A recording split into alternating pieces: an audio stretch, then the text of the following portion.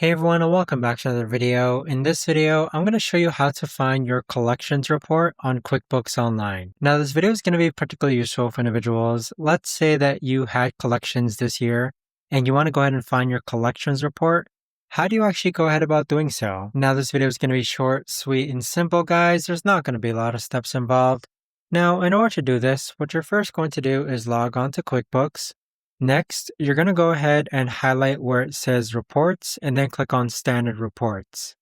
So on this page here, if you scroll down, underneath the section where it says Who Owes You, you're going to be able to find your collections report. So if you click on this, it's going to show your collections report, and there you have it. But that right there, guys, is the best and easiest way that I know of to actually go ahead and find your collections report on QuickBooks Online. If you guys know of a better or easier way to actually do this, let me know in the comments down below. I would love to know.